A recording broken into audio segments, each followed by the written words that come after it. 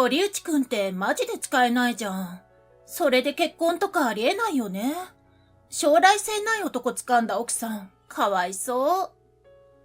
契約のクーリングオフの連絡を直属の上司である清水課長にした途端、いつもの嫌味が炸裂した。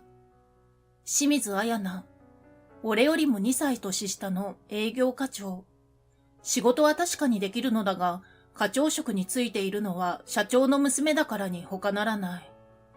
俺が働いているのは地方の農家さんの商品を広く紹介して販売する会社だ。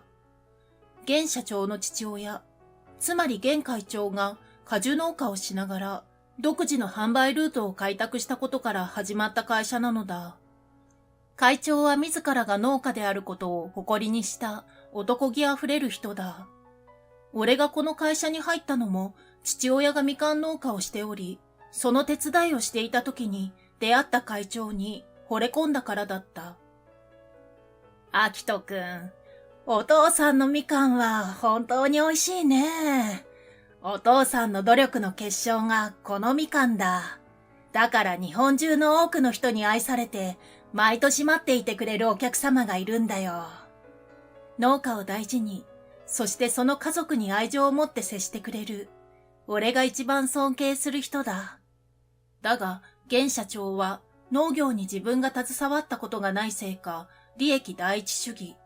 そして、その娘に至っては、経営者一族ということを鼻にかけて、やりたい放題なのだ。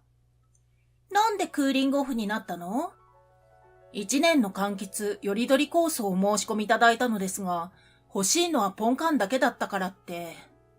で、だったら他の商品のおすすめとかしたの？はい。でも、欲しいのはポンカンだけって一点張りで。それはさ、営業トークに魅力がないせいじゃないの？それは確かにそうだった。俺は人と話すのが苦手なのだ。自分の一言が相手を不快にさせるのではないかと常にビクビクしてしまう。他の営業員が顔も知らない電話の向こうのお客様と笑い声を上げながら話せることが信じられなかったし、自分には到底できないことだと落胆の連続なのだ。特に清水課長は声も大きく、はっきりとした物言いで、お客様とは楽しそうに話している。俺にはあんなに高圧的で、性格が悪いとしか言えない対応なのに。おそらく俺は清水課長から見れば、いじりやすい格好の獲物なのだろう。まさにカモがネギを背負って立っているようなものだ。中卒という低学歴。営業成績が悪くて、給料はいつも何の報奨もつかない最低額。おまけに何を言っても言い返してこない。以前に一度清水課長を助けてあげたことがあった時も、ありがとうの一言もなかったのだから。あれは1年前、まだ清水課長がうちの部署にやってきて間もない頃だった。営業も現場の農家さんとの連帯を大切にしようということで、生産者さんの畑を視察に回る機会があったのだ。そして清水課長が父のみかん畑にやってきたのだ。だが、おそらく農家を回るのが初めてだった清水課長は、恐ろしく急斜面で作業するみかん畑の実態を知らなかったのだ。タイトスカートのスーツにパンプスで現地に来てしまったのだ。そして無理をして畑で転んでしまったのだ。課長、大丈夫ですか？この日、仕事がオフで畑仕事を手伝いに来ていた俺は、転んだ課長に気づいて駆け寄った。だが、会社から同行していた同僚は、場違いな格好をしてきた課長の自業自得だという目つきで、誰も助けようとしなかった。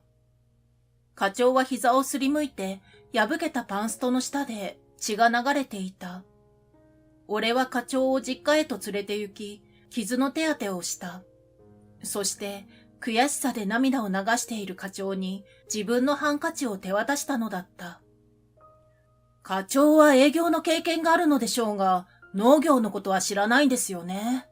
だったらしょうがないですよ。怪我するくらいガッツで突き進んだことの方がすごいと思います。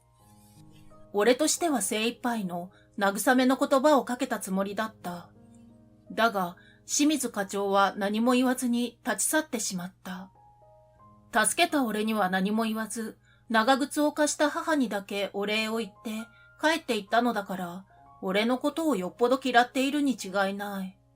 でも、そんな俺にも仕事にやりがいを感じる瞬間がやってきた。会長が視察にやってくるのだ。社長も課長も好きにはなれないが、会長には親しみを感じる。それに、会長にもらえる一言一言は、俺に力をくれて、もっと頑張ろうというモチベーションになる。俺はこの日、大きな荷物を持って出社した。いつも妻が持たせてくれる自分一人分のお弁当ではなく、風呂敷包みを持ってきたのだ。だが、その姿が清水課長の目に留まってしまったのだった。なんだそれ、新婚さんアピール？うざいんだけど。いえ、そんなことでは。へえ、奥さんお料理上手なんだね。そんな風呂敷に包んで運ぶ弁当とか、田舎のばあちゃん家くらいでしか見たことないわ。ウケるんだけど。もしかして、堀内くんの奥さんって、めっちゃ年上の熟女とか？俺の悪口のみならず、妻にまでその悪口が向かったことで怒りを感じた。俺が仕事ができないのは事実だ。だから、俺をけなしてもらっても構わない。でも、会ったこともない妻の朝から頑張って作ってくれたものへの冒涜は許しがたかった。押し黙った怒りを抑える俺に清水課長がますます苛立ちを募らせたようだった。荒々しく背を向けて去ってゆく。その時、清水課長の足が俺のデスクに当たり、弾みでデスクから風呂敷包みが床に落下した。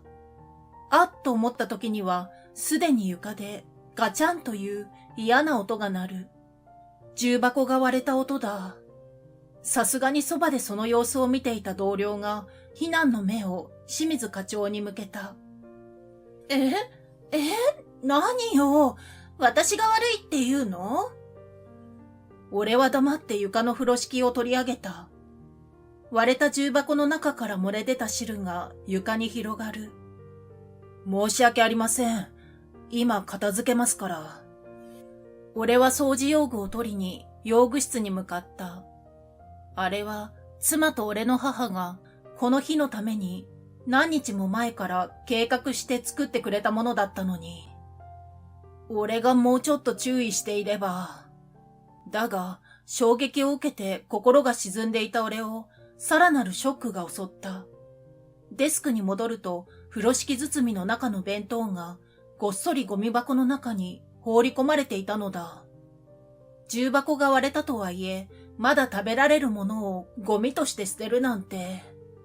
俺の中で何かが壊れた。捨てたの誰ですか？俺の声に同僚の一人がデスクについている清水課長を指さした。そして指さされた課長が悪びれるでもなく顔を上げる。何？後片付けを手伝ってやったのに文句言われる筋合いないわよ。清水課長が書類を片手に立ち去ろうとする前に俺は立ちはだかった。あなたは本当に生産者さんを助けるために仕事をしているんですか？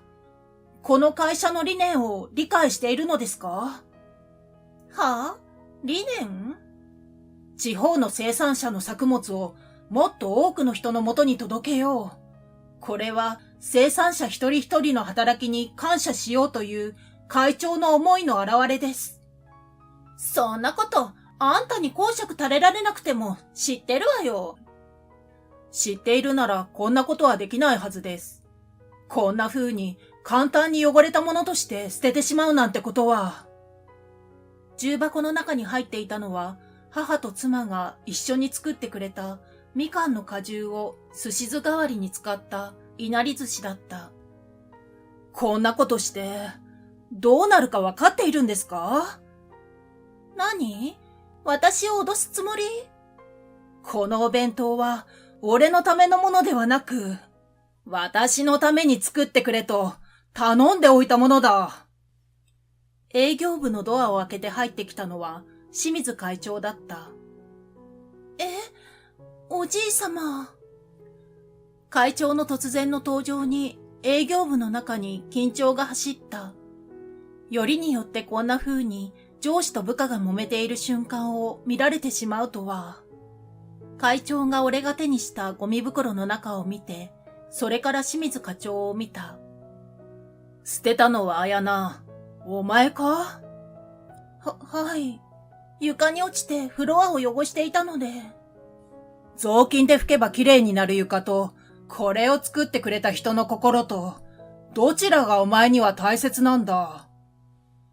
会長は俺の手からゴミ袋を受け取ると、清水課長と俺についてくるように指示した。そして、社長室に入ると、応接用のデスクの上にゴミ袋を置いた。会長が割れた重箱の蓋を外し、中身を確かめる。割れているのは上の段の煮物と厚焼き卵を入れたところだけだ。下の段のいなり寿司は無事だぞ。会長はそう言うと、いなり寿司をひょいと一つつまみ、口に入れる。うまい。このご飯からみかんの香りがほのかに香るのがたまらないな。俺はやっとこわばっていた顔に笑顔を浮かべて頭を下げた。みかんで作った酢は母や妻をはじめとした農家の奥さんたちが開発したものだった。その存在を知った会長が販売品目に加える検討をしたいから、ちょっと味見させてくれないかと話を持ちかけてきたのだ。それで今回の会長の視察に合わせて、母と妻が朝早くから作ってくれたのがこの弁当だったのだ。綾菜、お前も食べてみろ。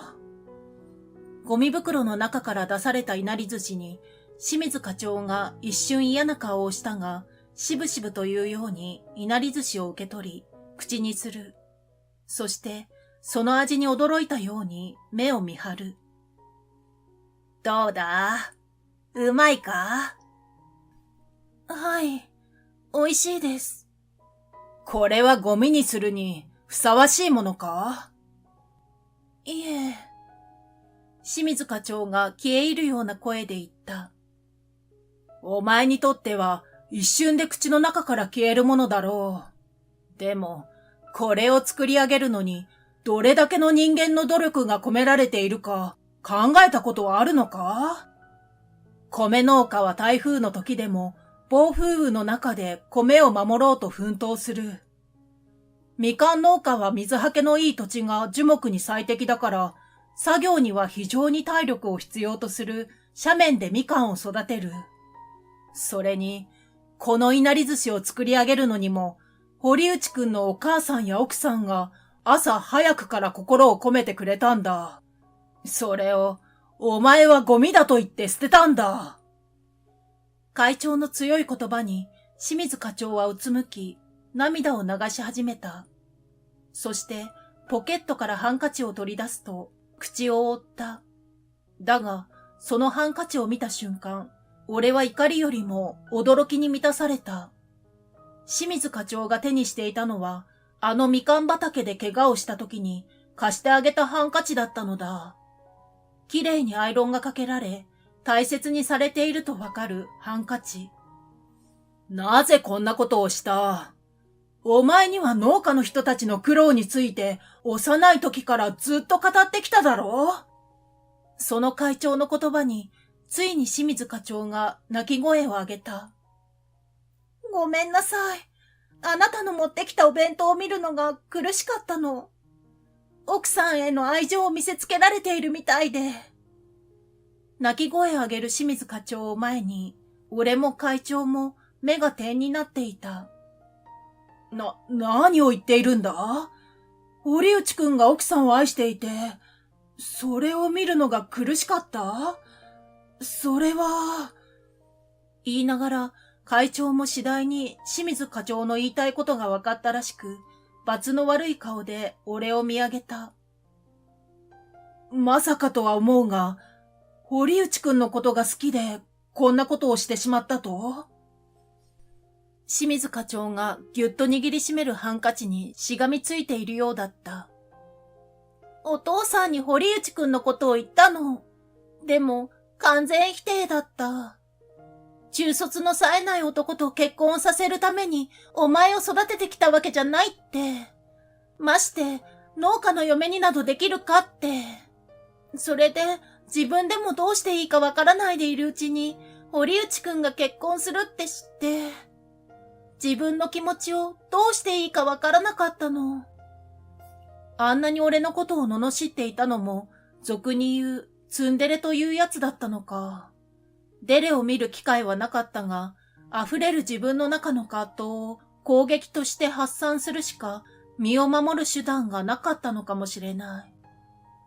ごめんなさい。堀内くんは初恋だったの。自分から人を好きになったのは初めてだったのよ。自分みたいに背が高いわけでもイケメンでもない。金も学歴もない男がこんな美人の社長の娘に初恋の相手だと告白されるとは思ってもみなかった。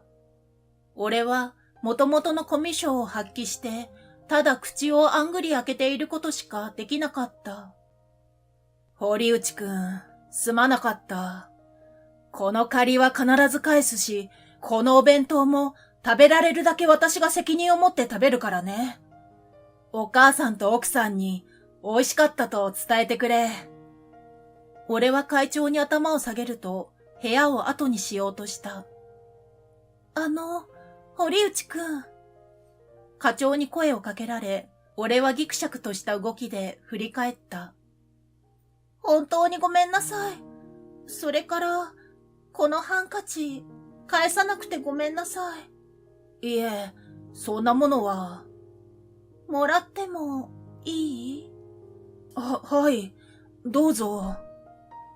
俺は清水課長を後に残し、逃げるようにデスクに戻った。その後、清水課長は別の支社に転属になった。きっと、このまま同じ部署にいるのは課長にとっても営業部にとっても益にならないということだったのだろう。清水課長は転属前の最後の出社の時、俺と妻に結婚祝いだと言ってプレゼントをくれた。お祝いをくれてごめんなさい。あなたたちの幸せを祈ってるね。すっかり毒の抜けた課長が俺に笑いかけた。これからは私も自分の幸せ探してみるから。はい。これありがとうございました。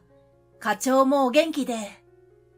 そして添えられていた手紙には、俺への営業のアドバイスが入っていた。自分の言葉が人を幸せにできる。素敵なものを届けているんだって自信を持てば、営業は楽しいよ、と。その言葉を信じてかけた営業の電話は、本当に俺の営業感を一変させてくれた。恐怖の対象でしかなかった清水課長。でも、またいつかどこかで出会ったなら、この日のことを笑い話にできる日もやってくるのかもしれない。